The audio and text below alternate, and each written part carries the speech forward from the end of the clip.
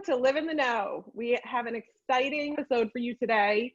We have Brian Dougherty and Allison Mazer here from our Boston office.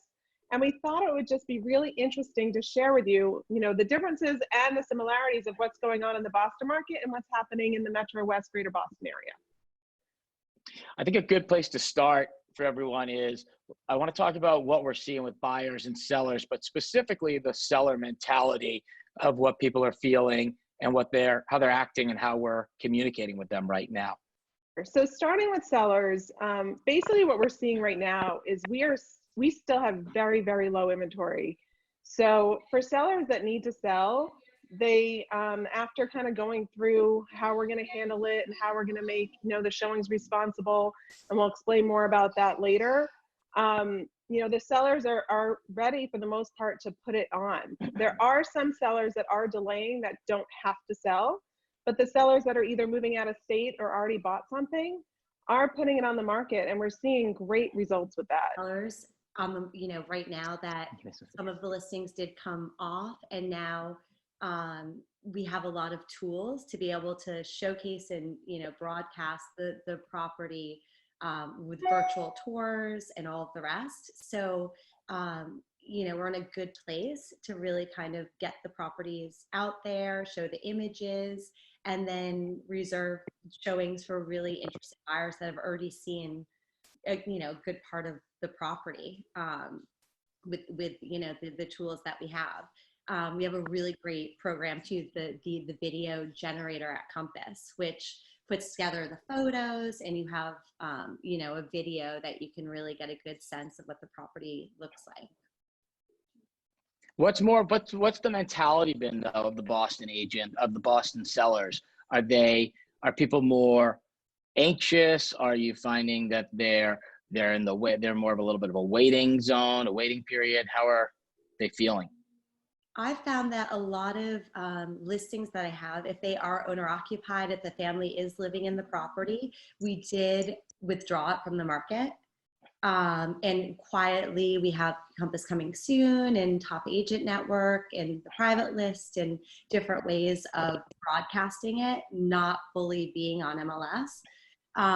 So that's, constant conversation. I think the sellers right now are looking for constant updates, what the buyer's mentality is, if buyers are back out there, if they're looking, if they're active.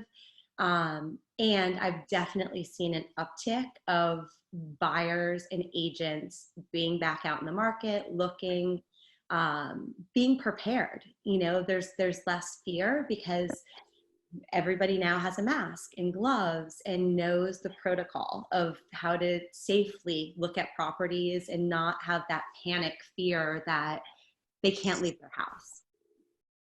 Yeah, I think that's an interesting point, Allie. There are a number of sellers who have been saying, well, I'm not going to put my property on the market at the moment, right? Because we want to avoid that toxic metric of days on market, right? And so, matter of fact, our local MLS is looking at a way to maybe give some relief to that, as a matter of fact, so that there's another category where you could list it almost like a coming soon. So I've seen an awful lot of volume. I'm sure you all can agree. There's activity, and there's sellers who want to sell, right? I mean, life has to move forward. People are being relocated. People want to move out of the city, maybe out towards Wellesley with greener pastures and healthier air, and vice versa. But there are opportunities all across the board, and sellers do have to sell. And so one of the things I've been counseling sellers who are reluctant to go full blown on the market is to take advantage of some of these off-market platforms and networks that we all have access to. So, I mean, it's unbelievable, this Top Agent Network, the amount of volume that we're seeing. And I think that that's a result of some who are just saying, hey, maybe we just wait a little bit longer before we go full blown on the market and syndicate out to all the sites and all the rest of this, but we still want to sell. We personally contemplated doing that, my partner and I, but after a bottle of wine one night, we've been working on this home in Milton for 15 months, and we said, well, let's just do it. Let's see what's going on out there. And this is about 4 weeks ago. So it was still in an area where there was so much uncertainty, right? And there continues to be uncertainty, but I think people are achieving some level of comfort in our new norm, right? But we put it on the market, and we ultimately accepted an offer. This house is just under 3 million, sight unseen, from a couple in full-blown lockdown in San Francisco, and they're relocating. Wow. And so, what are you going to do? You're home with 3 kids. You know, if you're not in the trade, you're thinking about, hey, what should we be doing? So I think there are a lot of online buyers right now. So we're really grateful and pleased. But that was a result of people just having the confidence. It was a 90-minute FaceTime tour. So that's interesting, because we are, you know, I wanted to talk a little bit about buyers also, and I'm definitely seeing an interesting transition of who the buyers are out there. And I think you're kind of hitting it on the head. These buyers who are out there, I don't know about you guys, I feel like they're real. They're all real buyers. There's no nosy neighbors. There's no look-see-loos. It's all the people that are very real. And yet there are qualified people who are nervous. Yeah, they're qualified. They're highly motivated, and they're only looking at properties if they maybe they're looking for a big deal, which I don't know if we're there yet, but they really want to buy, they really want to move. So at least from the end user game. Have you seen a lot of people buying sight unseen? I know, Brian, you just said someone bought a $3 million house without seeing it. Have you guys? I had our $3 million house. Thank you. And it hasn't closed, but we have enough money to take a nice vacation if it doesn't. But I don't know that there's a huge uptick in that. I've spoken with a couple different media outlets about the phenomenon. I think that certainly people are focusing their search efforts based on virtual tours and the first kind of preloaded step in the process, right? So I think that that's going to help people. There's not a ton of inventory, but it's going to help people focus a little bit more. The international buyer, I just got a phone yesterday with a guy from Amsterdam who was all poised to fly in and purchase something for his daughter. You know, this is a common thing we have in Greater Boston, but his daughter, who's a student, so he's looking up to $1.5 million.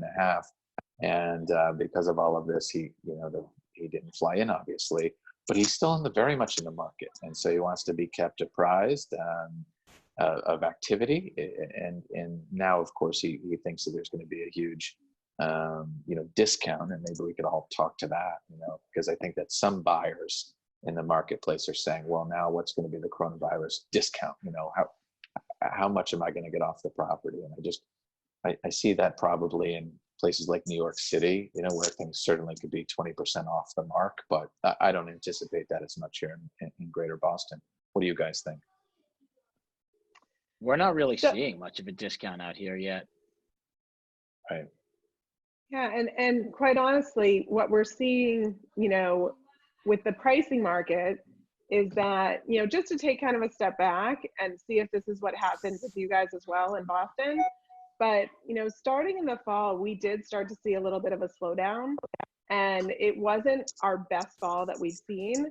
And then right after New Year's, like literally January 1, January 2, the market just exploded, and it was just really strong. And there was just increased demand and a large buyer pool out there, and they were buying. They were not waiting for March. They were buying. So January and February were very, very active for us. And then come, early March when COVID took place, and things started to slow down for a little bit, we didn't know what was going to be with pricing, and what things were going to be selling at. But I think what it's come down to with pricing is that because the market started out so strong, and because we've seen such low inventory, we really have not seen a big change in how things are being priced and what they're selling for at this point. Can I, Allison and Brian, I want to ask you guys a question about pricing. How are you guys having those conversations about list prices for new listings that are coming on when you're talking with your sellers? And also, I guess, with buyers, what's your response when they expect that discount you alluded to? This could be an opportunity for us as brokers to communicate and work with sellers who have historically maybe had some aspirational pricing in the upper end of the market. We're consulting with a local family who really, now more than ever, they really do want to move. And so I think this is creating an opportunity for us to talk about more realistic pricing. certainly, because I think buyers are going to really be sensitive to that. It's our job to counsel some buyers and obviously get the best deal for them. But with my guy from Amsterdam at $1.5 million, this is a very active market. There are no discounts to be had. Right. So I really had to help quantify that for him. In the Back Bay, in January, up to $1.5 million, I kind of break things up into price bands. I'm sure you guys do too, because I think that, the $1.5 million buyer is not the same as the $5 million buyer and vice versa. So, but we definitely see some trends. Very active market in the Back Bay. 3 deals went under agreement in January, up to $1.5 million. In February, there were 6 deals that went under agreement. In March, there were 10. And month to date in April, in the Back Bay, up to $1.5 million, there's 16 deals under agreement. So if anything, it's like it's a very active buyer pool. These people are all preloaded, they're locked and loaded, and I think that they're really anxious to get a deal done. And then I think that you take a little pause for 2.5 to 3.5 million. There's been very little activity. I mean, 0 in January, 3 in February. Just check. March 0, and there's 1 in April. So it's just you have to start to see where the most activity is. Yeah, I'm finding the same thing, that listings, there are absolute differences with price points. 3+, a lot of those listings we're waiting to we've taken off the market, or listings that I have coming on in that price point. We're going to give it some time to put them back on. Will you do the off-market channels and just still make everybody aware of it, right? Yeah, absolutely. We'll still broadcast, put it out there with the photos and the video and all of the rest. If it's officially list on MLS, we plan, if we can't get a buyer that way, we'll wait to list on MLS. What about when you break it down by these different price brackets, so to speak, are you fine? So you obviously tell your $1.5 million buyer, look, there's no discounts. Don't think that way. What about the upper end, the $5 million buyers? They're expecting that discount, I think. And are you seeing that come to fruition, or it's just there's so little activity in that price point that there's no real data? There's always been less buyers in that market, so that is, you look at the 2 million and under. In the spring market, some of those properties were getting 10+ offers. So there's still great activity. Are there 2 or 3 offers? Potentially, but that can still bring, the correct terms and a great final, agreed to price and all the rest. So I think that, it's the higher price point listings, they tend to have more days on the market. It's a smaller group of people that really have to be focused on, to look at the property. So yeah, I think that's we're going to see, I think, some days. That's a good question, Jared. Obviously certain price bands are I wouldn't say immune to this, but they've always kind of been stronger than others. And so I think in the upper end of the market, I think we're going to see movement. I think there are going to be markets. One of the other buyers who came to look at the $3 million property in Milton was somebody who owns an $8 million property in Brookline. And he works in private equity, and he's had significant pain during these markets. He's had to close some of his businesses and all the rest of this. And so why is somebody at 8 million coming to look at 3 million one town over? Well, I think that they're going to try and deleverage a little bit. So I think that there are going to be people who maybe want to kind of shrink some of their exposure in the market. And so we're still trying to follow trends. We're very active and very analytical. It's great that Compass has so much research available to us, because I'm constantly digging in. The numbers don't lie. So we're starting to see patterns. It's still going to be interesting. I do think buyers in the upper end of the bracket, 4 or 5 million plus, are going to have greater opportunities to achieve a discount off the asking price. Absolutely. And those were the price points too, where, a few weeks ago you heard a lot of stories about buyers leaving their deposit on the table, walking away from going through with a transaction, many in the 3+ million kind of range, just to try to understand what's going on, where the market's going, and all of the rest. Yeah, I mean, So- Allison, you were the first of many who shared of a buyer who walked from a $250,000 deposit, in the early stages of the pandemic, and that's when the stock market took such a hit. And my understanding is, in order for that individual to have performed the purchase, they were going to have to liquidate stocks that at that particular time had taken such a loss. So to walk from 250 was less of a hit than actually finding the money from some depressed stock value. Interesting.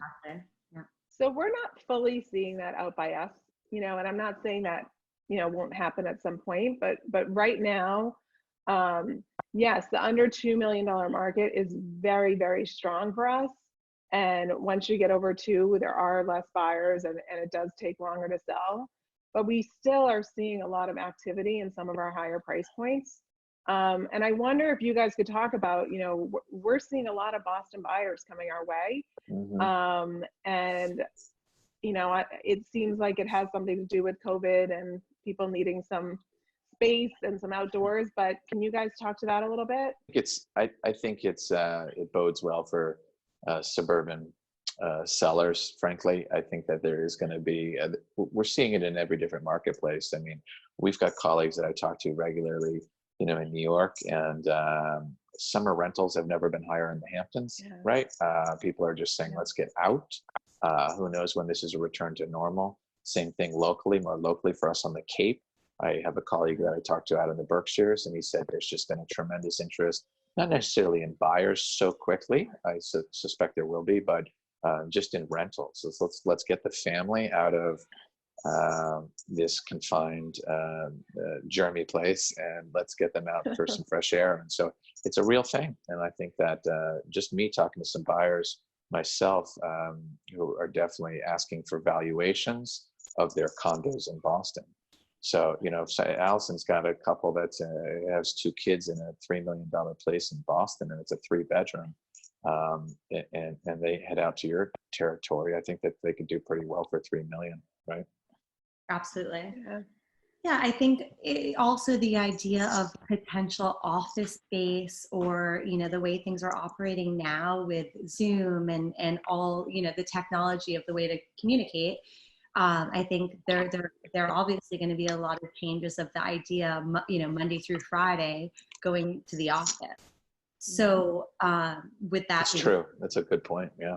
A lot of buyers or owners that are set on living in Beacon Hill because they can walk to the financial district or whatever will now expand and look in Cohasset and Wellesley and have more flexibility and, plant a vegetable garden where they can be, so there's, sunflowers, right? Exactly. I love it. Yeah, there's different ways. It's interesting to really see the mentality and the brain, the way that people are analyzing and thinking this through with their family and rethinking, how they live. So think long term. I can say from personal experience, my husband has never worked from home, and now he's working from home, and he has his multiple screens. And, I think there are jobs that were never able really to work from home that are now functioning and working from home. And it's going to be interesting to see if, when this is all said and done, if more kind of flex office, or, part-time at the office, part-time at home for some of the jobs that never had that option come into play. Exactly. I have a buyer client who I'm working with right now, and we started the discussion before the pandemic began. And I always specifically ask, how important is a home office? And it wasn't. He said something to the effect of, well, I got a laptop, I'll sit at the couch or at the kitchen island. And now it's shifted. They need a home office because their expectation is that they're going to work from home at least a couple of days a week, no matter what happens, because they can now. Space has become the new luxury, right? There's privacy, there's space, there's safety, security, but just social distancing, I think, has placed a great emphasis on how luxurious it is to have space and some fresh air. And so Listen, there's still markets. I mean, for the city, there always will be. The convenience is going to be fantastic. We're just not building enough product. We, all of the new developments in Boston are doing exceptionally well. The Seaport, Echelon luxury condos down there on the waterfront.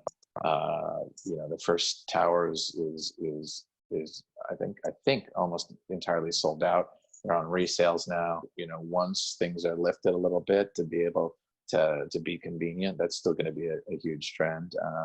And a lot of these new developments are creating common rooms, different amenity spaces, libraries, club rooms, home gyms, that type of thing for a boutique group of residents. So it's still going to be interesting. I'm curious what the developers of 2022 and 2023 are going to start planning for from an amenity standpoint, like cleansing chambers, or I don't know, or air purification. I mean, these are all things that are really going to take on a whole new. Here's a random question in regards to what you're talking about with these buildings that have such great amenities. Yeah. With everyone trying to, distance them, have social distance and all that, and stay safe and responsible, like what is happening with the, gyms and the common areas in some of these luxury buildings? Are people able to go down and use them? Are they completely closed off? It depends. I know 1 Dalton and 22 Liberty, they do allow the gyms to be used. They're really on top of cleaning all the machines.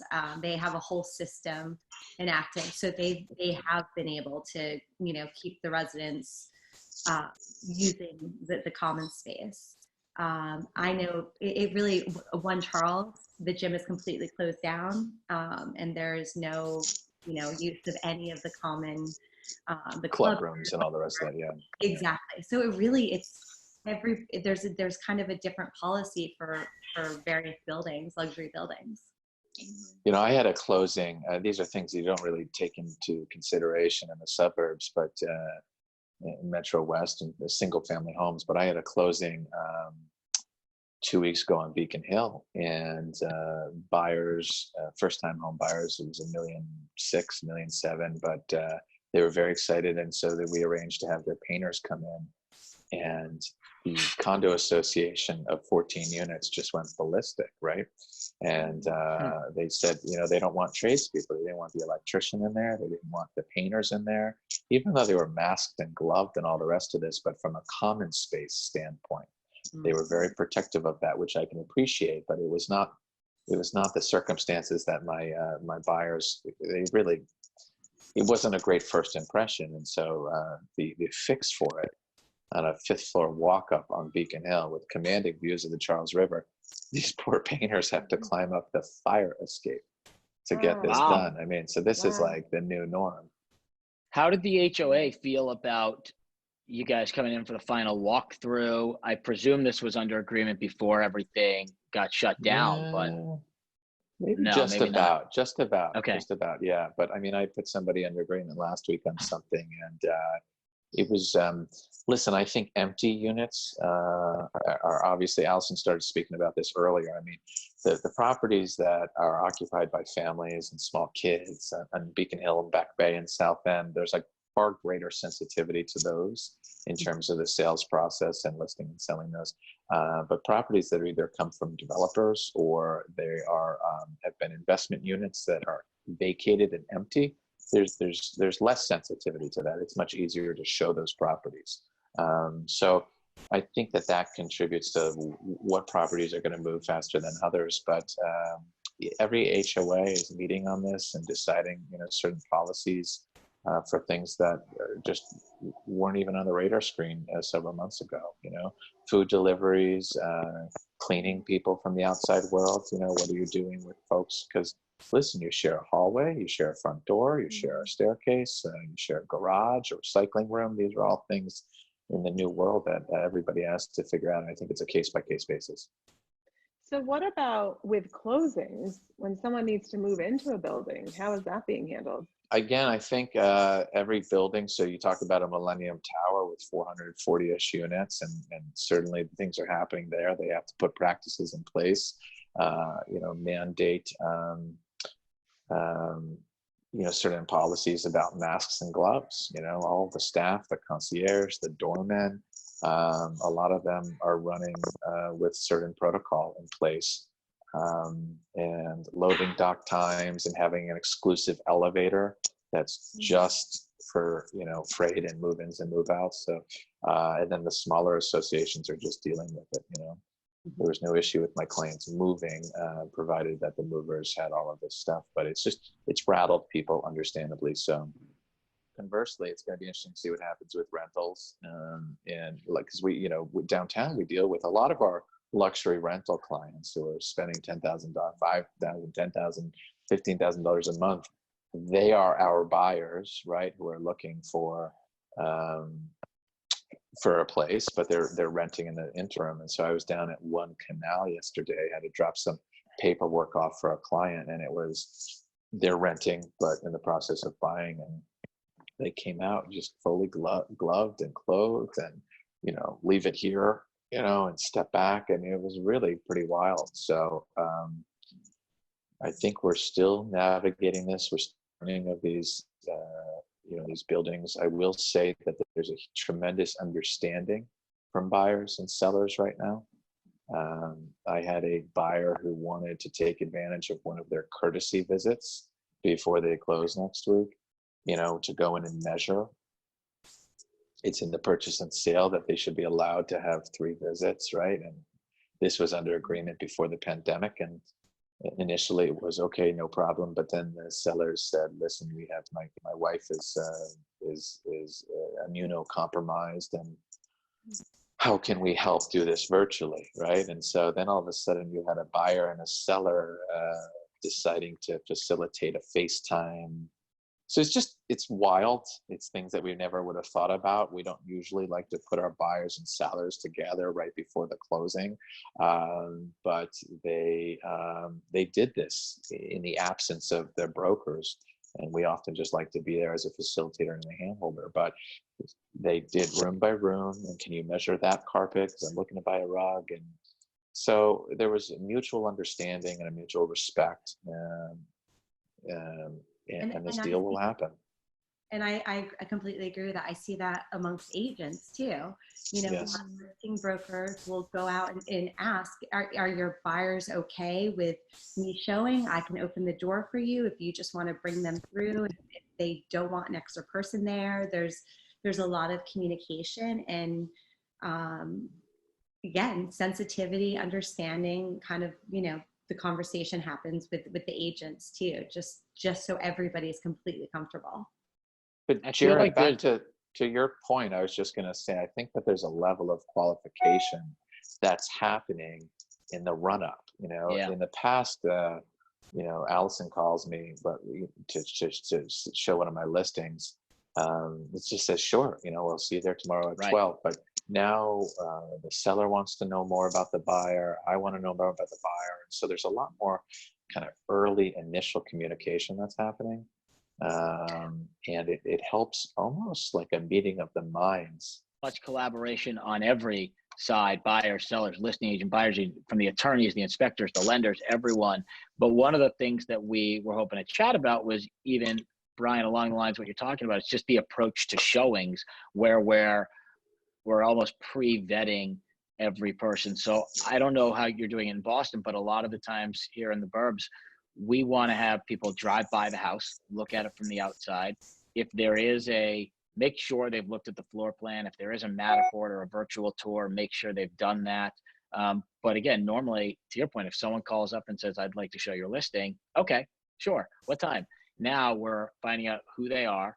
Are they qualified? I mean, I've had some listings or some showings where I've called and they're requiring a pre-approval beforehand. Mm-hmm. How are you guys? What are you doing to pre-vet people there? Well, I think to what you said, the process has changed. Typically you get a showing request, you get insight from the agent about the buyer, and you show the property. Typically after that or during the showing is when they review the floor plans or the listing sheet, go over all the information. Now it's, a lot of properties did not have virtual tours or drone video or true perspective of entry into the unit onward. Locate, you know, the neighborhood, and you get a really full sense of what this property is before the showing occurs now. So, you know, the level of understanding of the agent and the buyer of what the property is incredible. Far greater. Yeah. It's so true. I took city clients out to a property in Lexington, but only after, to your point, all of the homework was done. And so they're very interested. We may still pursue something here, but it's almost like they pre-bought, right? I mean, but by the time they got there, we analyzed the plot plan. We did Google Street View. There was not a Matterport, but we really studied the floor plan. You know, we explored the neighborhood, satellite bird's eye views, all the rest of this, looked at previous listings of the home. So it was a lot of that in advance. And so if I'm a listing agent, or if I was the listing agent who says, please do all of this checklist before you really ask us to clear out the house and open it up. And so, by the way, when we did get out there, there were booties, there were fresh individually packaged gloves that I wanted to take because I hadn't seen that, but like they were great. And then hand sanitizer kind of at every turn. And the agent had gone in early in the morning to turn on the lights for that day's showings. It was not an occupied home, but that was interesting.